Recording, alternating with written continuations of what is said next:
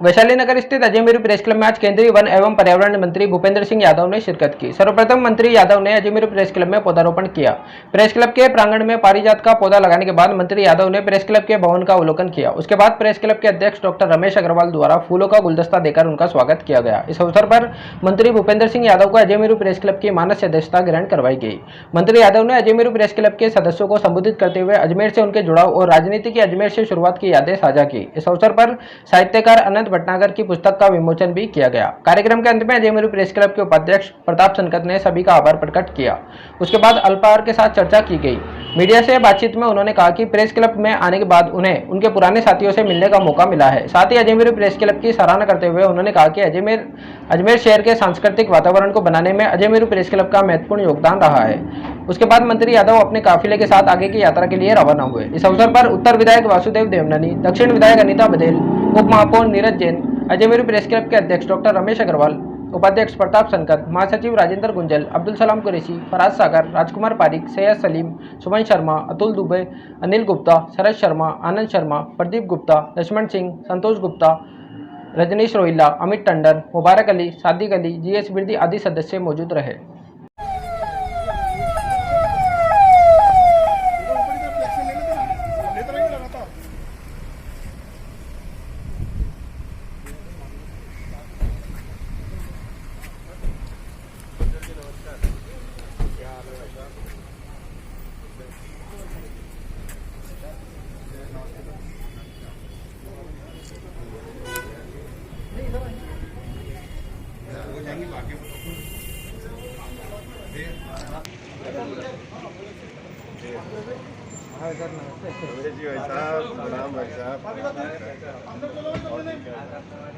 भैया थोड़ा सा पीछे आना। नहीं भाई साहब, आपकी शुभकामनाएं हैं भाई साहब। भैया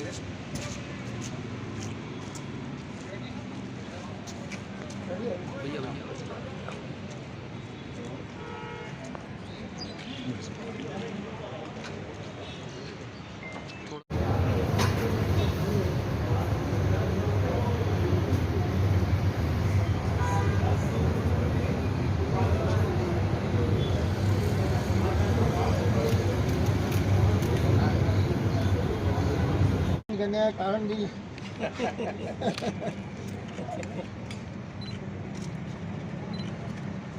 राम मंदिर में 5 लगे। वही मैं बाद में बोलता, पहले बोल दिया।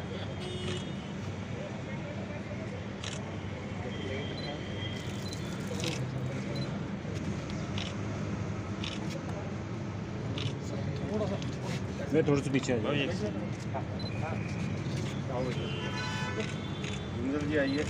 आओ सर, आओ हाथ लगा लो एक बार सर, एक बार इधर देख लीजिए।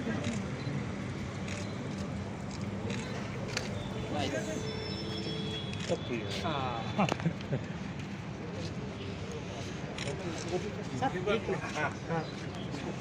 एक मिनट भैया, एक मिनट।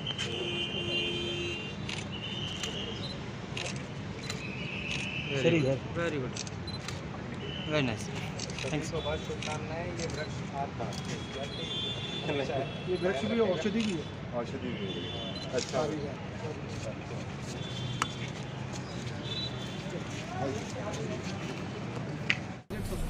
गेट से थोड़ा ऊपर जाना। ये क्या बता, ये हमारा कैरम का बॉल है। अच्छा अच्छा ये देखिए, अच्छा।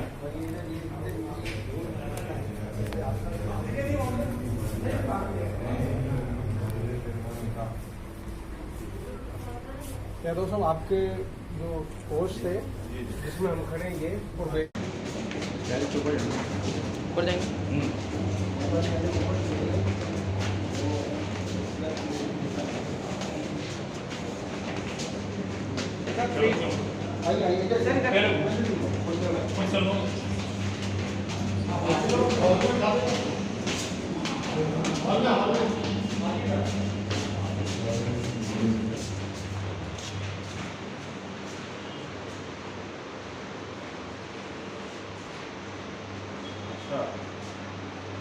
क्या ले?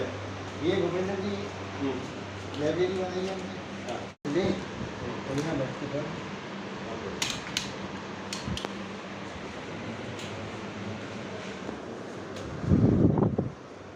ये हमने कमरों का निर्माण कराया है। बेसिक ये रीजन तो ये है कि जो हमारे पत्रकार सक्रिय हाथ में आए हाँ। और उनको रुकने की जगह नहीं है। सही, हाँ। ये भी देखो अच्छा रूम है। बढ़िया बना है। और अगर मान लीजिए कोई बाहरी आदमी लेना चाहता है तो उसको हमारे बीच आदरणीय भूपेंद्र जी यादव पधार चुके हैं। आपका स्वागत है अजय मेरू प्रेस क्लब के प्रांगण में।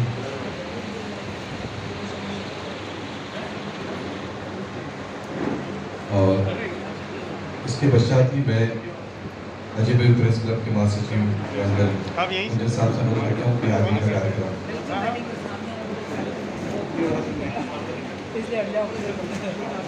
बिल्कुल इस जगह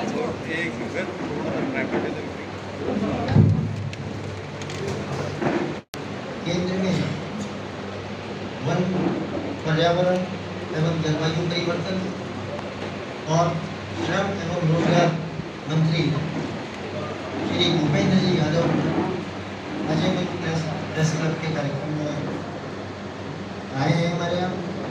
ये अजय मेरू प्रेस क्लब के परिसर में आज पहली बार आए, तो मेरा सभी से निवेदन है कि पहले कर्ता ध्वनि से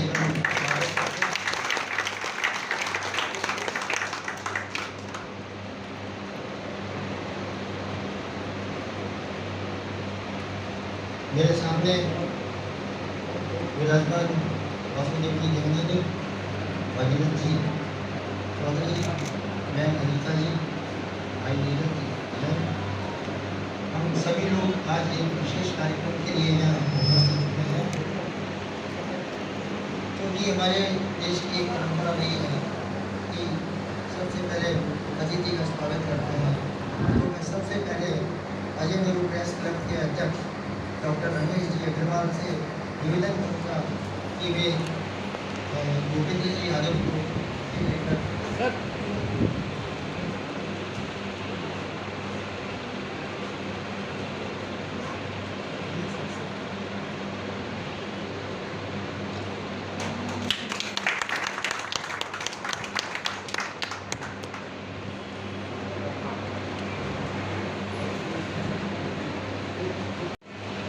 अजय मेरू प्रेस क्लब के पदीय दायित्व का निर्वाह करने का ये एक जिम्मा मेरे पास खाते में जा रहा है, तो मैं भूपेंद्र जी यादव का ये देना स्वागत करता हूँ।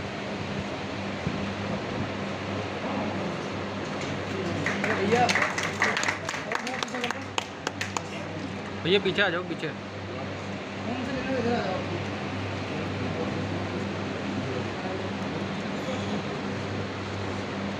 हमारे एक समाज सेवी भाई रणवीर सिंह जी पुराना, उनको मैं आमंत्रित करूंगा कि वे भूपेंद्र जी यादव का बुके लेकर स्वागत और अभिनंदन करें।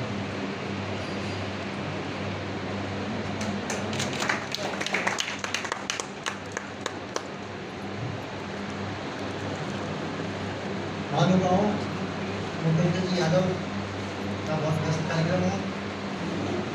मैं इस कार्यक्रम को बहुत छोटा करते हुए सबसे पहले अजय मेरू प्रेस क्लब के अध्यक्ष डॉक्टर रमेश जी अग्रवाल से आग्रह करूँगा कि वे आएँ और भूपेंद्र जी यादव का औपचारिक स्वागत भाषण के लिए आमंत्रित। हमारे बहुत पुराने अजीज भाई भूपेंद्र जी यहाँ पधारे हुए शहर के सभी सम्मानित अतिथिगण एवं जनप्रतिनिधिगण, प्रबुद्धजन, अजय मेरू प्रेस क्लब परिवार के मेरे सभी साथियों, आज हम सभी के लिए बहुत खुशी का मौका है। दो तरह से, एक तो ये कि हमारा एक बहुत अजीज, हमारे करीब का व्यक्ति आज देश के इतने बड़े पद पर पहुंचा है। और दूसरा ये कि वहाँ पहुँचने के बाद जिन स्थानों पर सबसे पहले वो विजिट कर रहे हैं उनमें से हमारा ये अजय मीरू प्रेस क्लब, जो कि उनका पुराना मित्र मंडल भी रहा है, उसमें वो बन रहे हैं। तो मैं आपका तहे दिल से स्वागत करता हूँ। जैसा कि हम सभी जानते हैं कि इतने बड़े पद पे वो पहुँच गए हैं, सबको बहुत खुशी है, सबके मन में तरह तरह के विचार हैं, शुभकामनाएँ हैं, उनसे बहुत सारी अपेक्षाएं भी हो सकती है और कई लोगों के मन में ये सवाल भी हो सकता है कि हमारे बीच में जो व्यक्ति कल तक बड़ा हो रहा था, हम सबके बीच में से जो पनपा बड़ा हुआ, शिक्षा दीक्षा ली, अजमेर में पला बड़ा, वो कैसे इतने बड़े पद पर पहुंच गए। ये बहुत एक विचार का विषय है। अक्सर हमें सफलता नजर आती है व्यक्ति की, लेकिन उस सफलता के पीछे जो तपस्या होती है, पैर में जो छाले पड़ते हैं, आंखों से जो नीर बहता है, जो कष्ट उठाने पड़ते हैं, जो लंबे समय तक धैर्य रखना पड़ता है, वो बहुत कम लोगों को नजर आता है। और हम समझ सकते हैं कि आज वो इस इतने बड़े पद पे पहुंचे हैं, तो उनकी लंबी तपस्या, उनका व्यक्तित्व जो कि बहुत लंबे सर्दी गर्मी बरसात सब कुछ सहने के बाद में जो तपा होगा, जो बना होगा, उसी ने उनको यहाँ तक पहुँचाया है। हम सभी जानते हैं, जो लोग आज यहाँ पे जितने भी लोग बैठे हैं, मैं समझता हूँ आधे से ज़्यादा लोग ऐसे होंगे जिनको लगता होगा कि भूपेंद्र जी मेरे सबसे ज़्यादा करीब है, और वास्तव में सच्चाई भी है। और एक कहावत मैंने कहीं पढ़ी थी कि किसी भी बड़े आदमी की पहचान ये होती है कि उस बड़े आदमी से बात करके किसी भी आदमी को अपने आप को छोटा महसूस न हो कि मैं छोटा आदमी। तो भूपेंद्र जी की सबसे बड़ी जो खूबी हम सभी ने देखी है कि इतने सहज हैं, इतने सौम्य हैं, इतने सरल हैं कि उनसे बात करके कभी एहसास ही नहीं होता कि हम किस करके व्यक्ति से बात कर रहे हैं।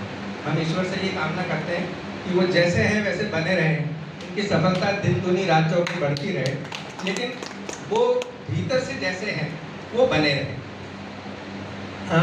मैं आपको 2-3 बातें बताना चाहता हूँ जो कि हमारे साथियों के लिए, जो मैंने जो भी कुछ अभी कहा उसका प्रमाण है। आपको याद होगा, भूपेंद्र जी ने अभी याद दिलाया, हमारे कुछ साथी अभी दिल्ली गए थे, नीरज खातून हमारे, तो वहाँ से उन्होंने फ़ोन पे बात करवाई और बताया कि वो भूपेंद्र जी याद कर रहे थे कि हमारी चौपाल लगा करती थी एक जमाने में पैरामाउंट के बाहर, सड़क पे हम लोग खड़े होकर चकल्लस किया करते थे, और वही चौपाल कालांतर में जाके आज प्रेस क्लब में परिवर्तित हो गई। तो भूपेंद्र जी ने वो दिन भी याद की। आप देखिए वहाँ दिल्ली में बैठ के कोई अजमेर की एक इतनी साधारण सी बात को, जो हमारे लिए साधारण है लेकिन जो व्यक्ति इसको दौलत समझता है उसके लिए दौलत है, उन्होंने वहाँ जाके उन यादों को दोहराया और याद किया, पूछा, वहाँ से उनसे बात भी करवाई हमारी। एक छोटा सा मैंने अभी मैसेज आपको किया कि मैंने कहा आप 20 तारीख को अजमेर आ रहे हैं, तो आप अपने मित्र मंडली जिसका कि नाम अजय मीरू प्रेस क्लब हो चुका है, वहाँ भी बता रहे हैं। तो 1 सेकंड लगाए बिना आपने तुरंत कहा कि मैं ज़रूर आऊँगा। तुरंत इन्होंने हाँ भरी, हाथों हाथ भाई मनीष को उन्होंने डेप्यूट किया कि आप प्रोग्राम फाइनल कर लें। आप देखिए मतलब किस व्यक्ति का यही अंतर होता है जो कि उसे आगे ले जाता है, लोगों के मनों में जगह दिलाता है। मैं आपको एक और उदाहरण दिलाना चाहता हूँ। अक्सर देखिए हमने आज इसको जो याद किया है, यहाँ पर जो आमंत्रित किया है, हमने अक्सर संस्थाएं बुलाती है जब कोई व्यक्ति बड़े पद पे पहुंच जाता है, तो बहुत सारे आपके पास अब ढेरों निमंत्रण आया करेंगे, रोजाना आएंगे, बहुत से लोग याद करेंगे, अपने रिश्ते भी याद दिलाएंगे, लेकिन ये वो संस्था है जो कि मानवीय रिश्तों को याद करती है, संवेदनाओं को जीती है। वही मैं आपको बताना चाहता हूँ कि हम आपको अच्छी तरह से याद होगा कि आज आप कैबिनेट मिनिस्टर तो अभी बने हैं सेंट्रल, लेकिन हमारे इस क्लब में आपका आना बहुत लंबे समय से प्रतीक्षित है। आपका बहुत पुराना वादा था। पागुन समारोह के लिए भी आपको जो बात हुई थी, आपने कहा था कि आऊँगा, उस समय भी वो किसी अन्य राज्य में अपने कोई महत्वपूर्ण जिम्मेदारियाँ वहन करने में व्यस्त थे, तब भी आना व्यस्त था। और अजय मीरू प्रेस क्लब में भी आपने बहुत लंबे समय पहले प्रॉमिस किया होता, जब शायद आपको खुद को भी अंदाजा नहीं होगा कि मेरे को कभी किसी दिन ईश्वर इतने बड़ी ब्लेसिंग देगा, तब आपने कहा था कि मैं ज़रूर वहाँ पे आऊँगा, आना मेरा ड्यू है।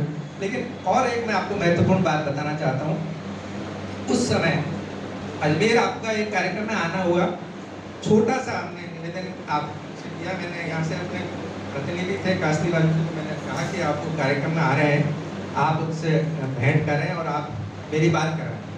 खाली फ़ोन पे बात की, हमने बताया कि प्रेस क्लब हमारा बन रहा है और उसमें भी फ्लोर्स बननी बाकी है। उन्होंने मैंने कहा आप यहाँ पधारे हो, यहाँ पे आके घोषणा करें। उन्होंने कहा मेरे को आने की भी जरूरत नहीं, आप तो मुझे बता दीजिए। वहीं खड़े खड़े कार्यक्रम में बगैर सोचे 30 लाख रुपए उन्होंने अपने फंड से स्वीकृत किए। आज हम जिस हॉल में बैठे हुए हैं वो आप ही की देन, आप ही के फंड से, जो आपने उनसे 2 साल 3 साल पुरानी बात है। तो मैं ये बताना चाहता हूँ कि आज देखिए यही होता है रिश्ते, यही होता है व्यक्ति में फर्क। और उन्होंने ये सब सहयोग किया और यही उनकी सहजता है। और मैं चाहता हूँ कि वो हमेशा इसी तरह से बने रहे, उपलब्ध रहे। आप बहुत अच्छी तरह से वाकिफ़ हैं। आज इनको इस क्लब की मानद सदस्यता दी जाने वाली है। मैं इससे पहले थोड़ा सा जानकारी में लाना चाहता हूँ। वैसे तो भूपेंद्र जी से अजमेर की कोई संस्था, कोई व्यक्ति, कोई काम इनसे छिपा हुआ नहीं है, लेकिन थोड़ा सा मैं एक बार एक औपचारिक रूप से, चूँकि आपको एक बहुत बड़ा सम्मान इस क्लब का, जो कि अभी गुंजल साहब बताएंगे आपको कि इससे पहले किन लोगों को ये सम्मान दिया जा चुका है, उस श्रेणी में हम आपको बिठाने वाले हैं। हमारे दिल में तो उससे भी ऊँचा आपका स्थान है, लेकिन आपको वो मानद सदस्यता का जो अलंकरण है वो अभी आज में प्रदान किया जाएगा। उससे पहले मैं औपचारिक रूप से आपको बताना चाहता हूँ 20 साल पहले अजय मेरू प्रेस क्लब का गठन हुआ था। गांधी भवन ने इसकी सबसे पहले शुरुआत की थी। इसी तरीके से जैसे मैंने बताया कि इसका बैकग्राउंड तो जो हमारी चौपाल जब लगा करती थी, वही सारी टीम मिल के बाद में अजय मेरू प्रेस क्लब में परिवर्तित हो गई और नए लोग जुड़ते गए और ये आगे बढ़ता गया। सबसे बड़ी बात जो इस क्लब के बारे में जो हम बार बार दोहराते हैं, गर्व के साथ दोहराते हैं, इसको दोहराने में हमारे को जरा भी गिल्ट महसूस नहीं होता है, वो ये कि अजय मेरू प्रेस क्लब, आप देश की जिम्मेदारी से जुड़े हुए हैं। आप देश के बहुत सारे क्लब्स में आप जाएंगे, बहुत सारी संस्थाओं में आप जाएंगे, लेकिन आप इस बात को महसूस करेंगे कि जो अजय मेरू प्रेस क्लब है, वैसी संस्थाएं आज भी आपको दूसरी जगह पर बहुत मुश्किल से मिलेंगी, बहुत रेयर मिलेगी। और हमारा लक्ष्य ये है कि हम आने वाले समय में देश की सबसे अनूठी और सबसे अलग एक मिसाल इस संस्था इसको हम बनाएं, एक एकेडमिक सेंटर ये बने, यहाँ पर बौद्धिक गतिविधियाँ हो। पिछले 20 साल से यही सब कुछ चल रहा है। आप देखेंगे, आप जब जाएंगे दूसरे, आपको जगह जगह से निमंत्रण मिलेंगे, आप दूसरे प्रेस क्लब्स में भी जाएंगे तो आप महसूस करेंगे वो सब कुछ जो दूसरे प्रेस क्लब्स में चलता है वो यहाँ नहीं होता। और वो सब कुछ जो वहाँ पर नहीं होता, जो होना चाहिए, वो सब कुछ यहाँ पर 20 साल से होता है। यहाँ तरह तरह की एकेडमिक गतिविधियाँ होती है, सांस्कृतिक गतिविधियाँ होती है, पत्रकारों का, और साथ साथ पत्रकारों के साथ साथ शहर के बुद्धिजीवी और प्रबुद्ध लोग भी इस संस्था से जुड़े हुए हैं।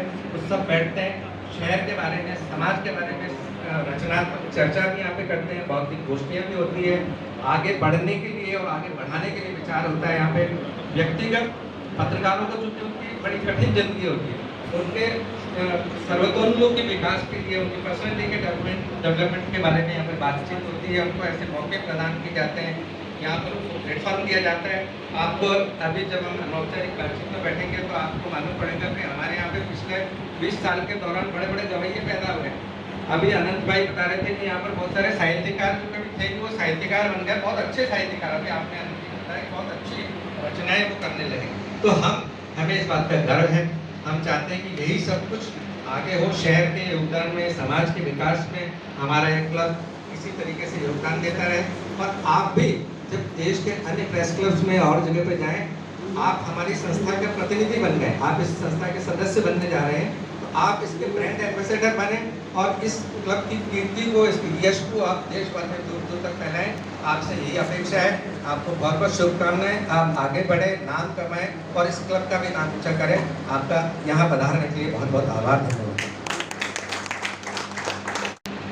अभी ऊपर आने से पहले भूपेंद्र जी यादव ने अजय मेरू प्रेस क्लब के परिसर में पारिजात पौधे का पौधरोपण किया। पारिजात नाम सुनते ही आपको अंदाजा लग गया होगा कि उसका चुनाव हम लोगों ने क्यों किया।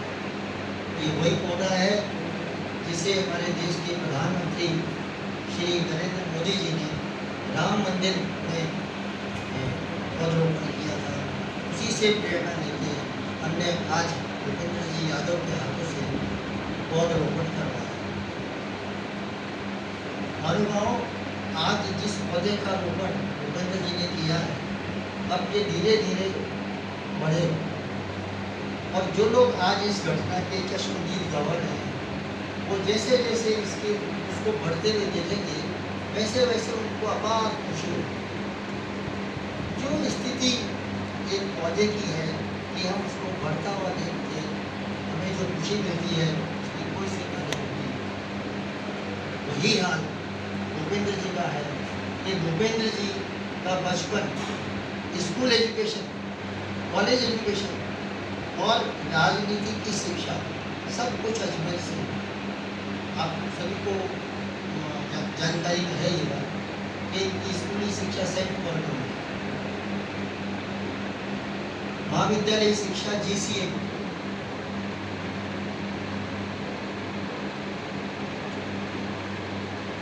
राजकीय महाविद्यालय में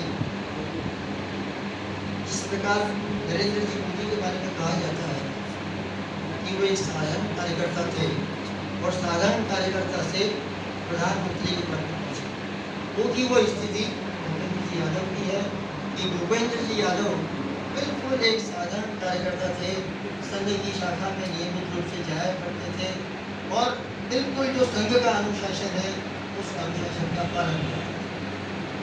जैसे ही महाविद्यालय में प्रवेश किया तो ये एक अखिल भारतीय विद्यार्थी परिषद के संपर्क में आए और विद्यार्थी परिषद के मंच पे काम करने लगे। महानुभाव, आपको पता होगा कि हमारे देश के प्रधानमंत्री बार बार एक शब्द का प्रयोग करते हैं, स्किल डेवलपमेंट। आप सभी ने सुना होगा। अजमेर शहर के लोगों ने भूपेंद्र जी को स्किल डेवलपमेंट करते हुए अपनी आंखों से देखा। राजकीय महाविद्यालय अजमेर GCA विद्यार्थी परिषद का काम करते हुए एक नेता बनने के लिए एक शर्त होती है कि आम आदमी से जुड़ाव। आम आदमी से जुड़ाव कैसे किया जाता है, ये भूपेंद्र जी यादव ने सिखाया कि अन्य संगठन के लोग विद्यार्थियों की रैली करते थे, लेकिन विद्यार्थी परिषद के बैनर पे भूपेंद्र जी यादव उन्हीं विद्यार्थियों का नव आगंतुक छात्रों का स्वागत और अभिनंदन का कार्यक्रम करते थे, तिलक लगा के उनका स्वागत करते थे और उसके बाद जब स्वागत अभिनंदन हो जाता तो जब प्रवेश के अंदर जब समस्याएं आती थी तो टेबल लगा के बैठा करते थे और जो विद्यार्थियों कॉलेज में जब बच्चा स्कूल से निकल कर आता है तो उसको बड़ा अजीब लगता है, उसको कई समस्याएं आती हैं।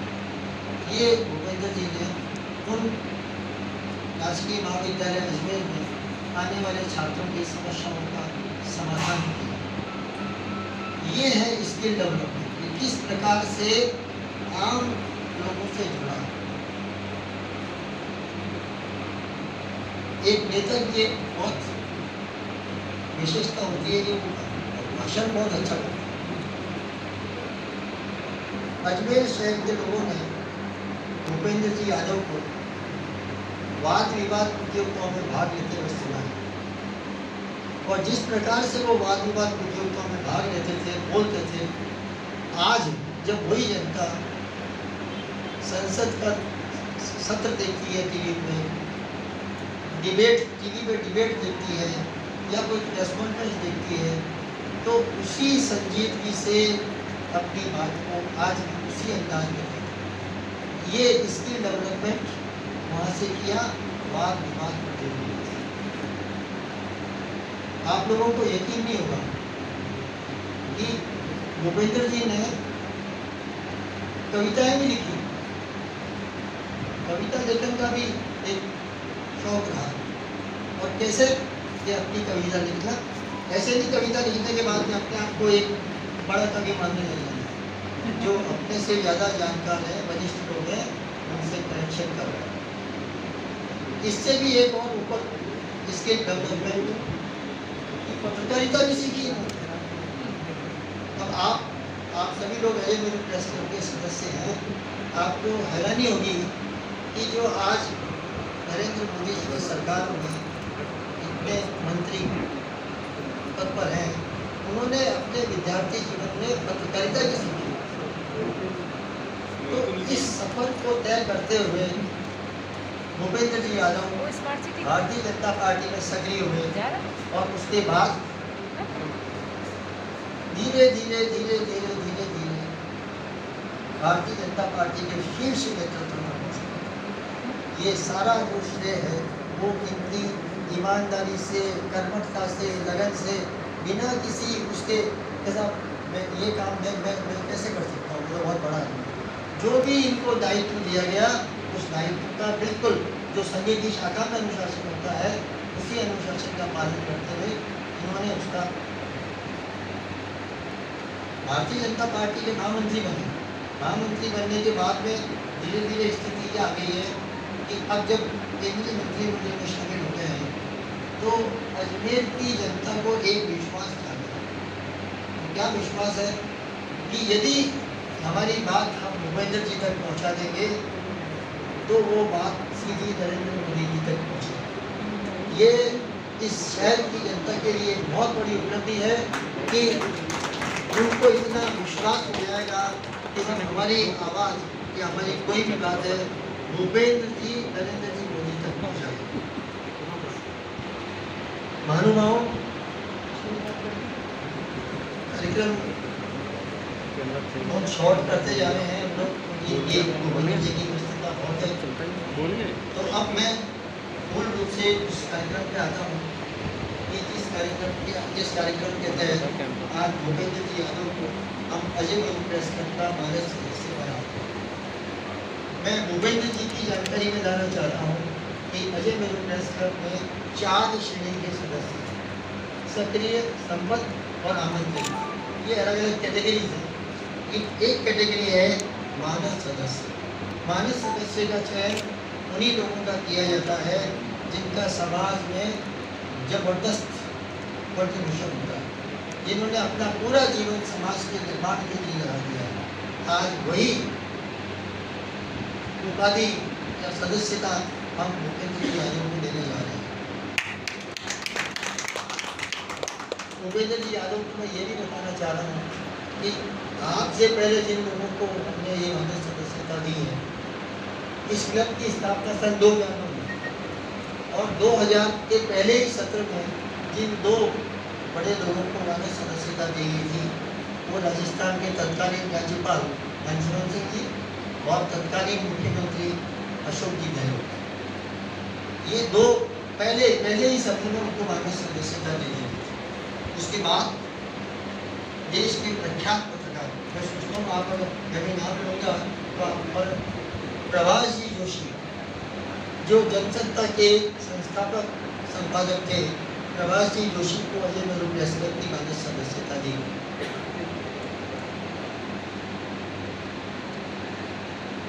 अभी इस समय जो बड़े पत्रकार हमारे बीच मौजूद हैं, डॉक्टर वेद प्रसाद जी वैदिक, वो भी हमारे क्लब के मानस सदस्य।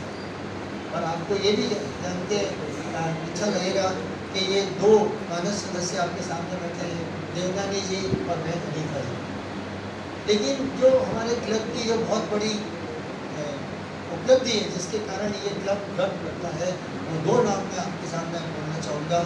एक नाम तो है सूचना के अधिकार के कानून को शेर देने वाली सामाजिक कार्यकर्ता रमन मैग्सेसे अवार्ड से सम्मानित अरुणा जी को। और एक नाम में जो हमारे क्लब के सबसे बड़े स्थिति में है वो है नोबेल पुरस्कार कैलाश जी सिद्धार्थ, वो भी इस क्लब के मानस सदस्य हैं। तो आपका आज वही दर्जा करने जा रहे हैं, उन्हीं के समकक्ष करने जा रहे हैं। तो मैं अब अजय मेरू प्रेस क्लब के अध्यक्ष डॉक्टर रमेश जी अग्रवाल से आग्रह करूँगा कि वे आए और उनकी सदस्यता प्रदान करने का काम अध्यक्ष और महासचिव का होता है, इसलिए दायित्व हम दोनों निभाएं।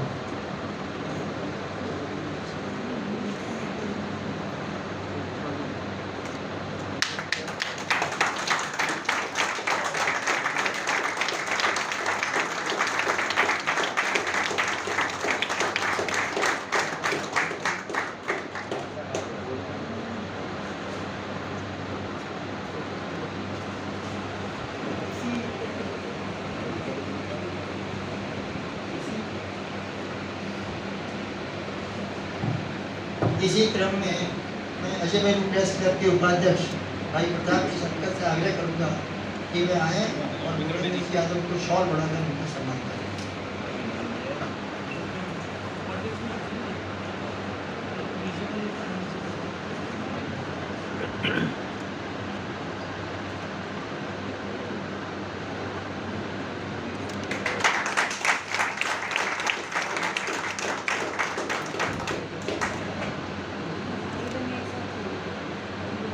अब मैं आज के मुख्य अतिथि भूपेंद्र जी यादव से आग्रह करूँगा कि वे आएँ और अपना अनुमोदन दें हमारी तरफ के सभी सदस्य।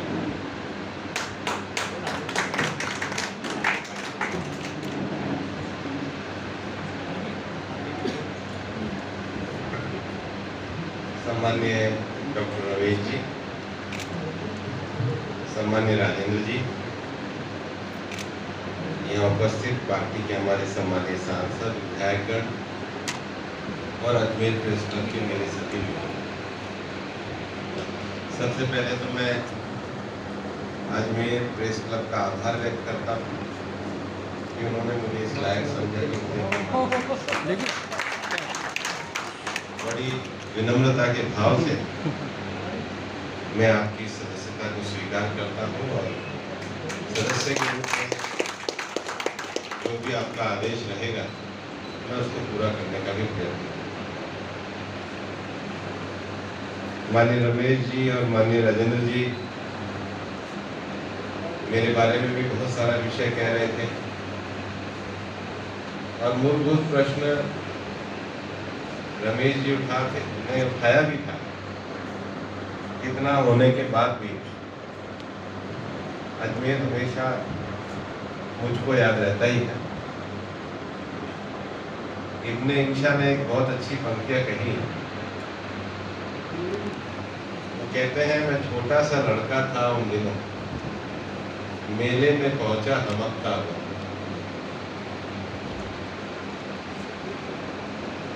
मैं छोटा सा लड़का था उन दिनों, मेले में पहुंचा हमकता हुआ।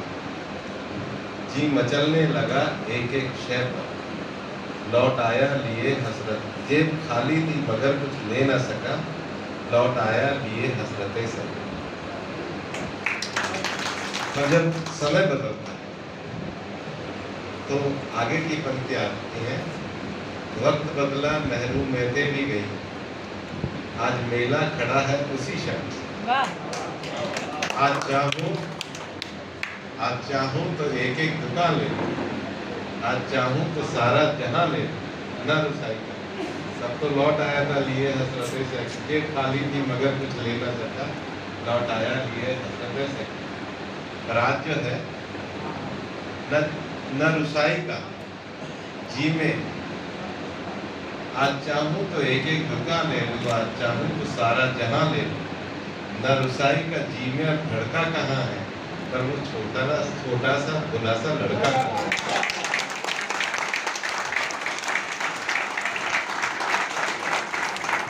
तो आदमी कुछ भी जीवन में कर लेता है, उसका जो अपने जीवन का भुलापन होता है, जो सीखने की प्रक्रिया होती है, जो जीवन को बनाने की प्रक्रिया होती है, वो तो उसके बचपन में उसके शहर से ही उसको आती है, बाकी कहीं से आती है।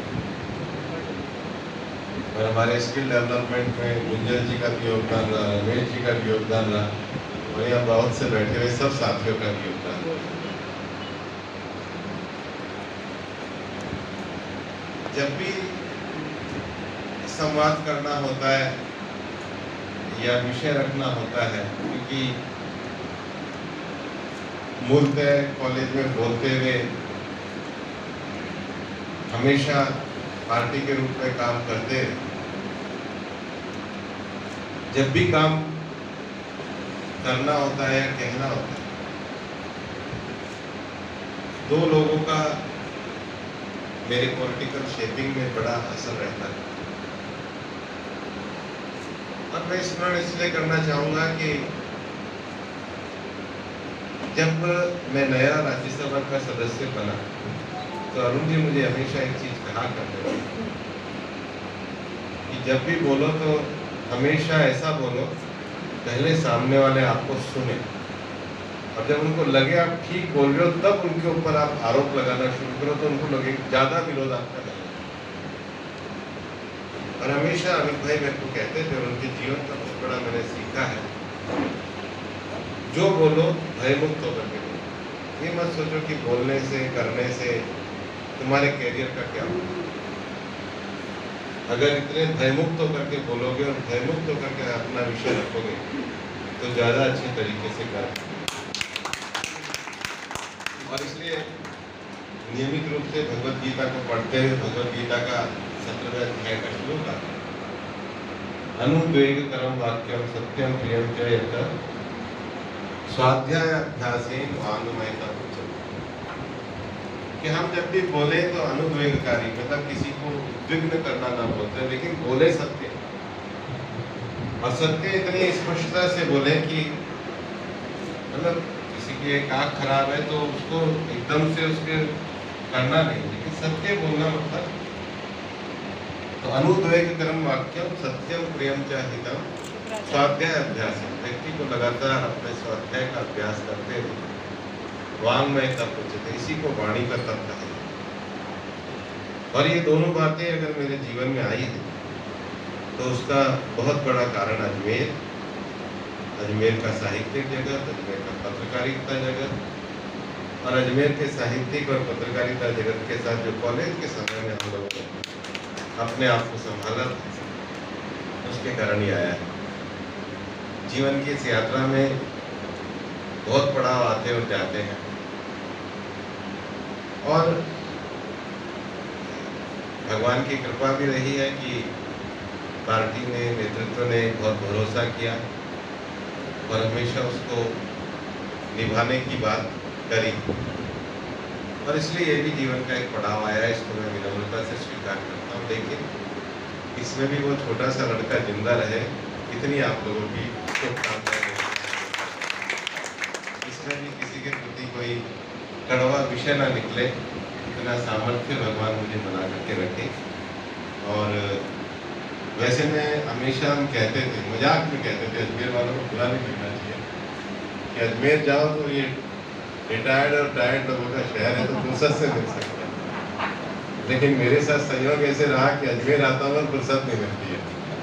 और मैं शहर को कहना चाहूँगा कि शहर फुर्सत में भी मुझे रखेंगे, तो तसल्ली से सबसे मिलना रहे। लेकिन अजमेर की अपनी आत्मीयता, अजमेर का अपना खिंचाव, अजमेर का अपनी साहित्यिक परंपरा, अजमेर की अपनी सांस्कृतिक परंपरा, अजमेर का अपना सौहार्द का भाव, और अजमेर का अपना लोगों का एक रुचिकर सादगी से सरल जीवन जीने का भाव। लोग पूछते भी हैं इतना आराम से कैसे रह लेते। तो मुझे अच्छी तरह ध्यान है कि मैं अजमेर कॉलेज छात्र संघ में था, ये संतोष जी, अनंत जी हमारे साथ थे। कोई डिबेट होने वाली थी तो ये तय किया कि रासा सिंह जी को बुला के लाओ। तो रासा सिंह जी माने शहर के सांसद, तो रासा सिंह जी को बुला के लाओ, तो मुझे अचानक कहते कि जाओ रासा सिंह जी को ले आओ। तो मेरे पास लूना होता, मैं पहुंचा, जाके सोचा भाई सांसद है, केसरगंज में उनका मकान था। मैं वहाँ पहुँचा, खड़ा हुआ, मेरे बाहर का राजा सिंह जी हैं, शायद किसी ने मुझे ले गए। राजा सिंह जी बोले हाँ गवर्नमेंट कॉलेज था, क्या लाए हो लूना। मेरे लूना पे बैठे और जीसी में आ गए। तो आप मान के चलो कि मैं भी राजा सिंह जी की परंपरा का ही सांसद हूँ।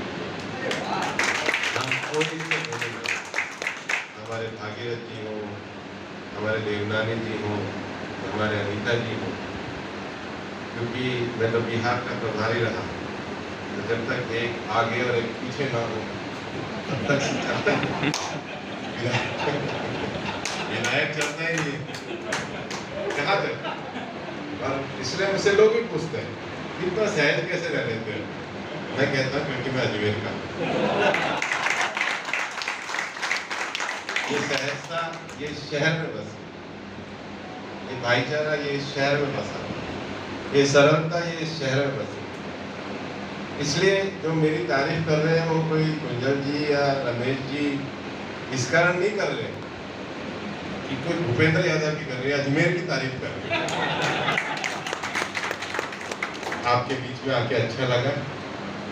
यूं ही आप बुलाते रहिए और फुर्सत में बतियाते रहिए, तभी एहसास होगा कि हम अजमेर में आए हैं। धन्यवाद।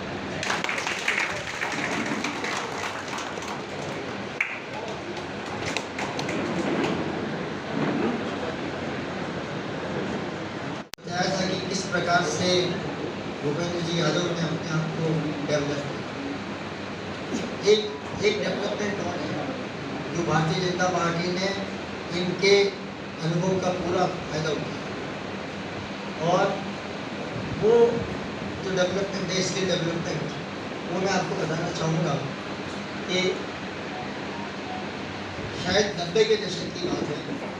GCA में छात्र संघ के चुनाव होने वाले थे और विद्यार्थी परिषद जिसको भूपेंद्र जी यादव रिप्रेजेंट करते थे, तो उस छात्र संघ के चुनाव में विद्यार्थी परिषद ने सभी पदों पर अपने उम्मीदवार खड़े, सभी पद। लेकिन जब परिणाम आया तो पता चला कि विद्यार्थी परिषद की करारी हार गई, सभी पदों पे हार गए, एक पद पे जीते, सिर्फ एक पद। और जहाँ तक मुझे याद है कि वो पद उपाध्यक्ष का था, और जीतने वाले जो व्यक्ति हैं वो आज आपके सामने बैठे कि अखिल भारतीय विद्यार्थी परिषद जैसे संगठन के लिए इतना मैंने आपको इनका कंट्रीब्यूशन बताया कि नव आगंतुक को छात्रों का अभिनंदन, ये वो समस्या निराकरण, उसके बावजूद सारे लोग अकेले ये जीत के आए। तो वो इनकी चुनावी रणनीति, इस रणनीति की स्किल को भारतीय जनता पार्टी ने पहचाना।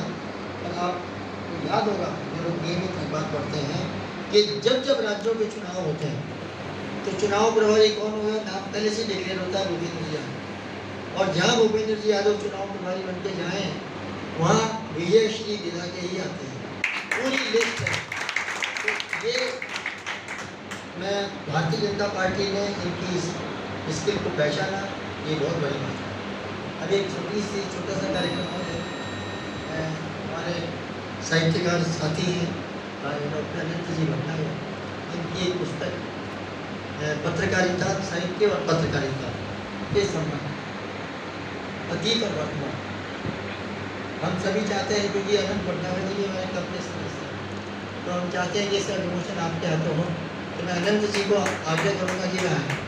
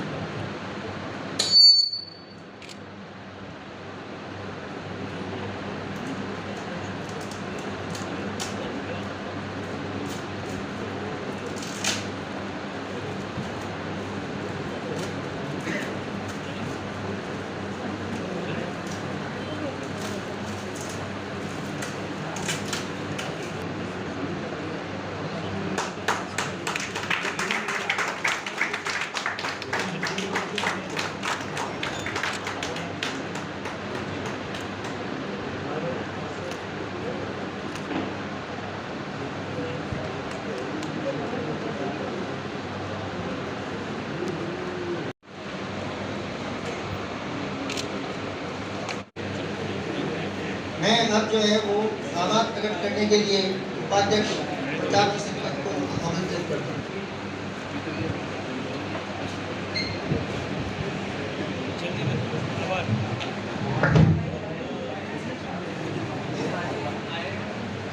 सम्माननीय भूपेंद्र जी यादव साहब, अजमेर के सांसद भगीरथ जी, विधायक वासुदेव जी देवरानी साहब, अनिता जी बघेल, डिप्टी मेयर नीरज जी बटाना जी, और यहाँ पधारे सभी प्रेस क्लब के सदस्य और अतिथिगण।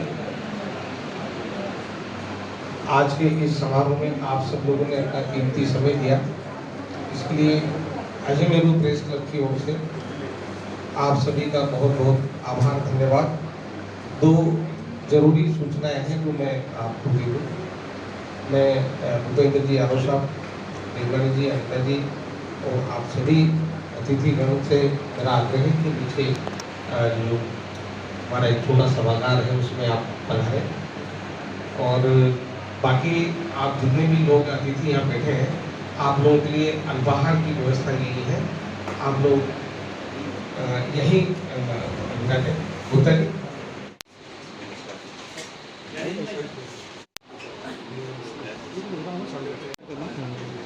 अच्छा लगे एक दो स्नैप लेके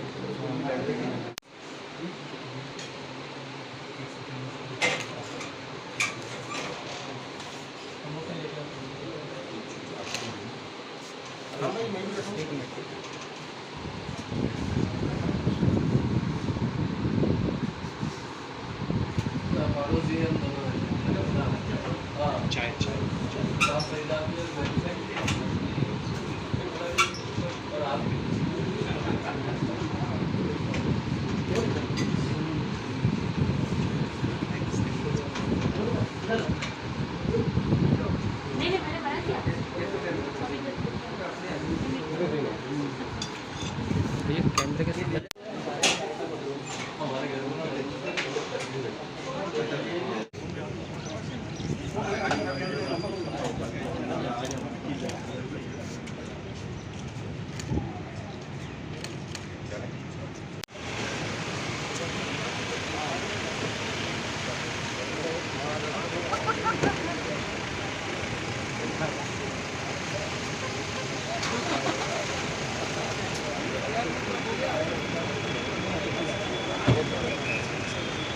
ये एक मिनट थोड़ा पीछे रुको।